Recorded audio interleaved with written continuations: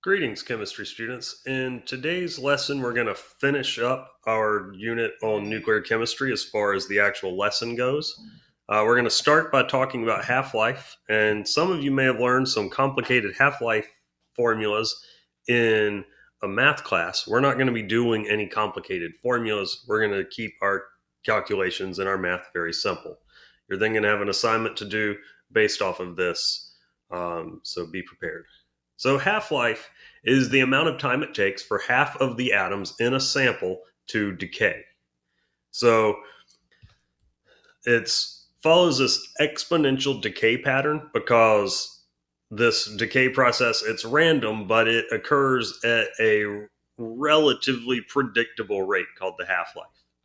And some things to note is that this nuclear decay, you can't make it go faster, you can't make it go slower. If something has a really long half life, then it's going to take a long time to decay. If it's got a really short half life, it's going to decay very, very, very quickly. So let's take a look at how we would solve a problem here. So let's say that we had an isotope has a half life of, let's go with 4 days. How much of an 80-gram sample remains after 16 days? But the way I like to solve these problems is using a little chart of amount versus time. So the amount that we're starting with of this isotope is 80 grams, and that's at time 0. After 4 days, half of it has decayed, so we're left with half of it, which is 40 grams. After another 4 days, or 8 days now, half of what we had left has decayed, so we're down to 20 grams. After another 4 days, or 12 days, half of the 20 grams is left, the other half is decayed. And then after another 4 days, or 16 days, half of the 10 grams has decayed, so we're down to 5 grams. And if you were to plot this, where we're going at a consistent interval here, where we're at 4, 8, 12, and 16, 0, and then here we have 40, 80, 20, 10. Our graph is going to look like this. So that is exponential decay. Right? So you lose half of what you had left every time. Now, this isotope, when it decays, it doesn't just disappear, it turns into some other element through like alpha decay or beta decay or some other type of decay process. So that's one example. Let's take a look at one more. So let's say that the isotope has a half life of 10 minutes. And let's say that you have, um, let's say that you have 60 grams of the substance to start. How long until you have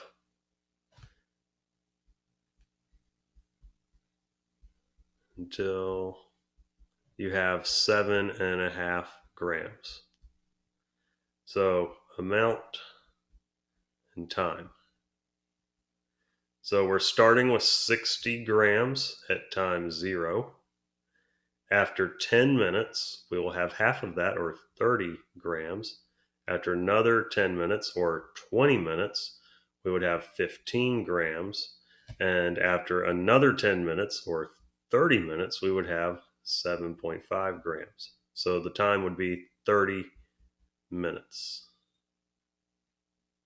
All right. So hopefully that helps you kind of understand how half-life works. The other thing we're going to talk about today is fission and fusion. So you should have done some research about this, gotten a little bit of information about all this good stuff.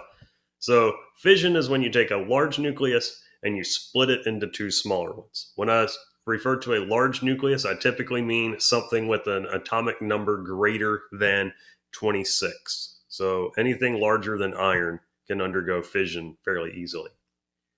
When this happens, it releases energy, and nuclear fission is what's used in nuclear power plants. It's used in nuclear bombs. It's used in nuclear powered submarines, and it's used in aircraft carriers. It's something that we can control in power plants and nuclear powered submarines and aircraft carriers. It's really useful for the submarines. When they load up a submarine before it heads off to sea, it's got the nuclear power on board. There's a chemical reaction powered by electricity that you can apply to water to separate water into hydrogen and oxygen gas so they can get oxygen to breathe on the submarine. And really, the only thing they do before a submarine leaves port is they pack it full of food, and the submarine can submerge and go out to sea, and it can stay completely submerged for 6 months at a time. And it only has to come back up when they run out of food. Because nuclear power, it doesn't require air. Like if they were burning, say, gasoline or diesel fuel, you need oxygen from the atmosphere. You need a whole bunch of it. They can produce their own oxygen on board the submarine underwater. They can use desalination to separate the salt from the water to have water to drink. Desalination, it's a distillation process. So submarines, they're really nuclear power is really beneficial for them. And when they build a submarine, they put enough fuel in it, typically to last the lifetime of the submarine, or it may have to be refueled once over, say, a 30-year lifespan of a typical submarine. So nuclear energy contains a lot of energy. Nuclear power plants are typically only fueled up about once every 2 years. They add some more nuclear power or some more uranium to them. Whereas, for instance, a coal-fired power plant can go through 2 or 3 train loads full of coal every day. And you're talking 200 train cars full of coal that gets burned in a coal-fired power plant every day. So nuclear power has some environmental benefits. The question I asked you about what is the current U.S. plan for disposing of radioactive waste is kind of a trick question. The government no longer really has a plan. We were originally going to bury it in Yucca Mountain in Nevada. However, the people of Nevada really object to this, especially since there's no nuclear power plants in Nevada. So they're like, why should we take all the nuclear waste when we don't even use nuclear power? So it's a little bit controversial. So as you have seen, there are some pros to nuclear power from an environmental standpoint and from an always available standpoint. The cons are it produces the nuclear waste. There can be accidents that release radiation to the environment. But do be aware, a nuclear power plant cannot explode like a nuclear bomb does. They're fundamentally different in their construction. But the interesting thing about nuclear bombs, particularly nuclear fission of uranium-235, is when you go to split uranium, it starts by taking a neutron and you fire it at some uranium-235, which then causes the uranium to split into some barium and some krypton. But you also get 3 neutrons that are released. And each of those neutrons can hit another uranium-235 atom and cause it to split. And it also releases energy when this happens.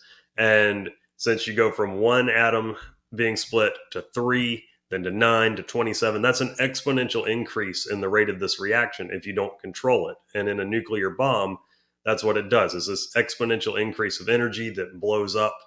It can cause massive destruction for many, many miles around. In a nuclear power plant, they carefully moderate this reaction to absorb these excess neutrons so it doesn't take off exponentially and explode. It's designed so that cannot happen. All right. The other thing that's the alternative to fission is fusion, where you take two small nuclei and you fuse them together into one larger one. And this would be for things that are smaller than iron. Typically, hydrogen is used in fusion. This releases more energy than nuclear fission, and it's what powers the sun and, of course, all the other stars in the universe. And it powers hydrogen bombs, which are the most powerful weapon ever made. Hydrogen bombs have never been deployed in warfare. The bombs that were dropped on Japan in World War II were fission bombs.